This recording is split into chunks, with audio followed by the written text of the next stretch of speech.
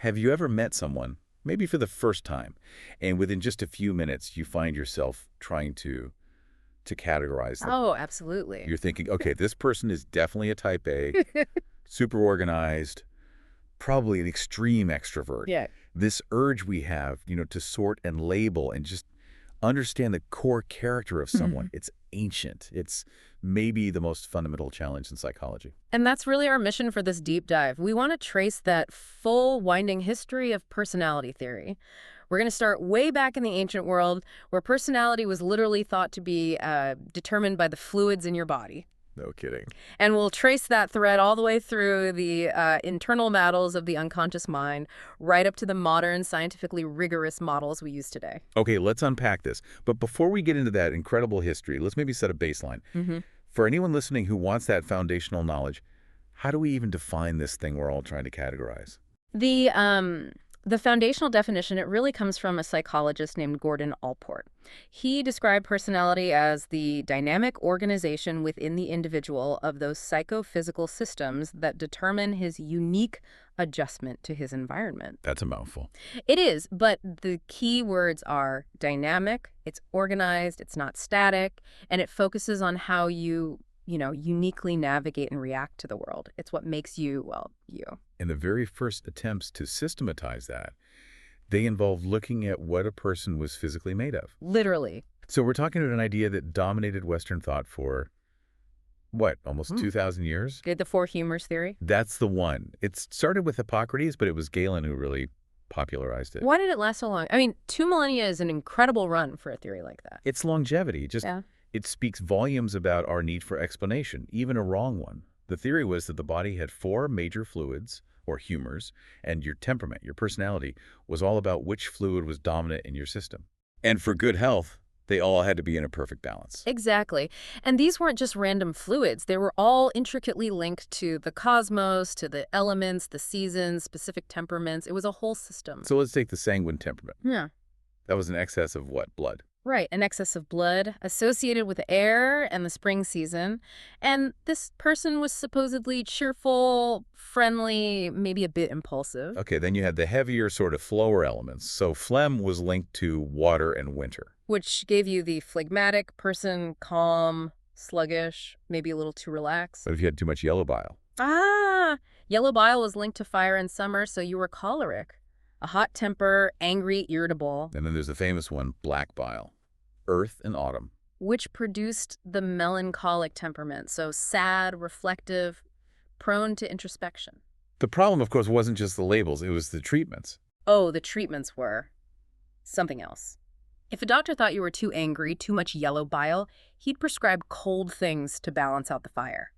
But this logic led to centuries of practices that we would now find just shocking. It's amazing, isn't it? If you were deemed too sanguine, too much blood, they'd just, bring out the leeches? Or a scalpel for bloodletting. Exactly. Or if you were melancholic, maybe they'd try forced puking to get rid of the black bile. And it all just kind of worked because of the placebo effect. Almost entirely. There was no scientific method to challenge it. It was all about the ritual, the doctor's authority. It wasn't until the 16th century that people started looking at external causes for disease, and the whole humoral system finally began its very slow, very well-deserved collapse. But that impulse, the idea of connecting your body to your personality, that didn't die out. Not at all. It just shifted focus. And that brings us to the early 20th century, constitutional psychology. This is where we meet William Sheldon and his notorious somatotypes. Right. This was an attempt to make that link between body type, the somatotype, and personality seem rigorous, measurable. Sheldon categorized the human body into 3 distinct types. So you had the endomorph, the sort of soft, round body type. He linked that to being sociable, comfort-seeking. Then the mesomorph, muscular, strong. Sheldon connected that to what he called the somatotonic temperament.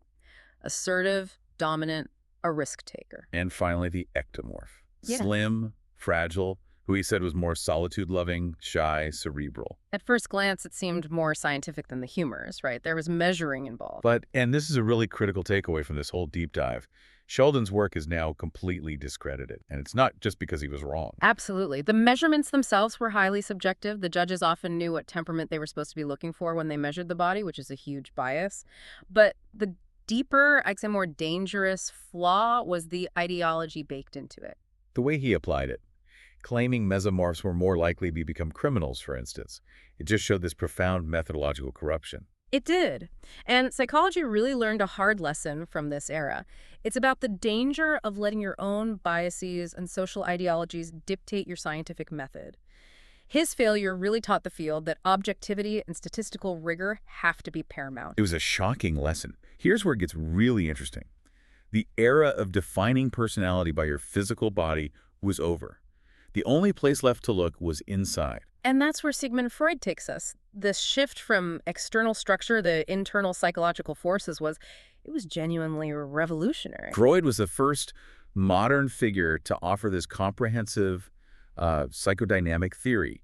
He put that interplay between the conscious and the unconscious mind right at the center of everything. He gave us this dynamic, conflict-based model of personality. Let's break down that structure because these terms, id, ego, superego, they're everywhere in our culture now. Right. So at the very bottom, you have the ids. This is the innate, raw, unorganized part. It operates on what Freud called the pleasure principle. It wants immediate gratification for everything. Pure impulse. Pure impulse. Then the ego develops out of the id. The ego is the rational part, the reality-oriented aspect. It operates on the reality principle. Its job is to mediate the id's crazy demands with the, constraints of the real world. And then there's the moral anchor on top of all that. The superego. This is your moral compass operating on the idealistic principle. It's your internalized set of social rules, your conscience, which you absorb from parents and society. So for Freud, personality is just the result of this constant, stressful conflict between the id's wants, the superego's rules, and the ego's attempts to manage it all. And that conflict, that creates a huge amount of anxiety. A massive amount. And the ego tries to manage that anxiety with its defensive tactics. The famous defense mechanism. Well, exactly. Unconscious tactics the ego uses to protect us by distorting reality. So repression, for instance, is when you unconsciously just shove unacceptable thoughts down into that unconscious reservoir. A rationalization, when you make up a self-serving excuse for a bad decision. Right. It's all about protecting your self-image. Now, Freud's theory was notoriously deterministic. He argued that your personality was largely fixed by age 5. Fixed by age 5. Pretty much. Yeah. All determined by how you navigated his psychosexual stages. Oral, anal, phallic, and so on. If a child was, say, overgratified or severely frustrated during one of those phases, they'd experience what he called fixation. So they get stuck. They'd get stuck. They'd maintain this lingering attachment to the pleasure of that stage. So an oral fixation might show up in adult life as, excessive talking, smoking, overeating behaviors that use the mouth. But wait, if your personality is fixed by age 5, doesn't that make adult therapy or personal change kind of futile? Yeah. How did he square that? That is the core philosophical problem that a lot of critics and even his own students had with him. Freud saw personality development as kind of an irreversible path. Therapy could help you uncover the sources of your conflict, but the basic structure from those early years. That was considered permanent. It was a bleak system, but a highly detailed one. Which brings us to the Great Schism. A lot of his key students, the Neo-Freudians, they started to break away. They felt he was too focused on sex, too deterministic, and was ignoring social and cultural factors. But the most famous break was, of course, Carl Jung. Why did he split? Jung felt that Freud insisted on treating his theories like, and this is a quote, a kind of religion rather than something to be scientifically tested. So Jung developed his own system, analytical psychology, which offered a much broader view of the unconscious. Right, he went beyond just your personal history and introduced these huge concepts like the collective unconscious and archetypes. Exactly. The collective unconscious is this deep reservoir of mental patterns that we all share as humans. And inside it are the archetypes. You can think of them as innate mental templates for experiencing the world, like the mother archetype or the anima and animus. Jung also gave us the 4 functions of consciousness: thinking, feeling, sensation, intuition, and then the 2 main attitudes, extroversion and introversion. His whole system was built around this goal of self-realization, which is basically integrating all the opposites within yourself, bringing the unconscious stuff into harmony with your conscious mind. Now, for millions of people today, this is where the theory becomes practical, through the Myers-Briggs type indicator, the MBTI. But, and you have to know this, the MBTI is not a pure Jungian instrument. That is such a crucial detail. Catherine Briggs and Isabel Myers, they took Jung's concepts, but they made really substantial modifications to make it fit the actual evidence. Myers actually found that Jung was just wrong in assuming that extroversion and introversion were strongly correlated with sensation and intuition. So statistically, there was no real link there. No significant link at all, not between the versions of these dimensions that could be statistically supported. Yeah. So the MBTI uses Jung's framework, sure, but it adapts it with its 4 dichotomies, EI, SN, TF, and then they added the judging perceiving factor. So it's a useful conversational tool, but the scientific consensus was already moving away from these rigid types altogether. That's the perfect transition. We've moved from these ancient physical types through the fixed psychological types of Freud and Jung, and now we're moving toward the concept of the trait. And a trait isn't a box you fit into, it's a dimension you can be measured on. Exactly. A trait is defined as a relatively permanent characteristic that compels you to behave consistently across different situations. The key words there are stability and permanency. You're not just a type A today. You are scored along a dimension of, say, conscientiousness, and that score is expected to be relatively stable. One of the first people to really bridge that psychodynamic past with the statistical present was Hans Eysenck. He drastically simplified things. He did. Eysenck argued that personality could be defined using just 3 major superfactors: introversion, extroversion, neuroticism, stability, and psychoticism. What exactly is psychoticism in this model? It's a measure of things like aggression, nonconformity, impulsivity, and hostility. Someone who scores high might be a thrill seeker and maybe not very empathetic.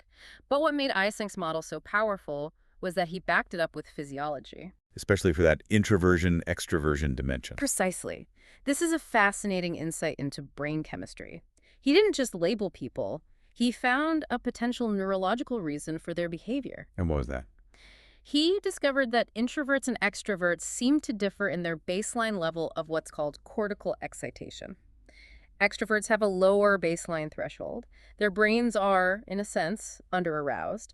So to reach an optimal level of engagement, they become sensation seekers. They need noise, crowds, whisk. And introverts are the opposite. They have a higher baseline. Their brains are already quite aroused. So they're less affected by and often try to avoid all that external stimulation. They seek quiet, alone-time environments that won't overwhelm their nervous system. This physiological grounding really paved the way for what is now the ultimate scientific consensus in psychology. The Big Five-Factor Model, or FFM. The Big Five. It has so much cross-cultural research support, it's accepted everywhere today as the gold standard. So let's quickly define these 5 crucial factors for everyone listening. The easiest way to remember them is the acronym OCEAN. So O is for openness to experience. That's your degree of imagination, curiosity, versus being more practical and conventional. C is for conscientiousness, how organized, reliable, and goal-directed you are. E is for extroversion, which we just covered. Your sociability, assertiveness. A is for agreeableness. That's your tendency to be cooperative, compassionate, trusting, versus more antagonistic. Yeah. And finally, N is for neuroticism, which is often misunderstood. It's really a measure of emotional instability, anxiety, moodiness, the tendency to experience negative emotions. And the power of the Big Five is that it's not just a good description, it's validated by modern biology. We've kind of come full circle back to a rigorous psychophysical system, just like Allport talked about a century ago. We really have. We can see clear links between these factors and our neurotransmitters. Dopamine systems, for example, are strongly associated with extroversion and how we respond to rewards. And low serotonin levels are often linked to higher scores in neuroticism. Exactly. They can contribute to negative moods and impulsivity. We even see it in brain reactivity. Things like left or right cerebral hemisphere dominance being linked to approach versus avoidance responses. It's incredible. So we've moved from philosophical guesses and dangerous subjective measurements to biological fact and statistical verification. And universal applicability. So what does this all mean? We've completed this massive journey, thousands of years. We started with this wildly inaccurate belief that your personality was dictated by bodily fluids. We moved through discredited, ideologically biased body typing. Plunged into the deep, deterministic conflicts of the unconscious with Freud, separated with Jung. And finally, we arrived at the scientifically validated, measurable dimensions of the Big Five. The legacy, I think, is really clear. While Freudian terms like ego or unconscious have completely reshaped our culture and our language, the science of personality now is all about measurable, statistically robust traits. And these traits are deeply informed by biology, and they show remarkable consistency across the globe. The story is one of moving from classifying rigid types to measuring dynamic dimensions. That journey has been towards defining stable traits. But given that scientific emphasis on the Big Five as consistent, stable characteristics, we have to leave you with this one final provocative thought. We also know there's growing evidence for plasticity in our biology.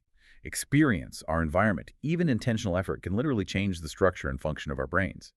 So if experience can modify our neurological wiring, how does that complication affect our understanding of whether our supposedly stable personality traits are truly fixed? Or perhaps far more dynamic and malleable than even the Big Five currently allows? Something for you to ponder until the next deep dive.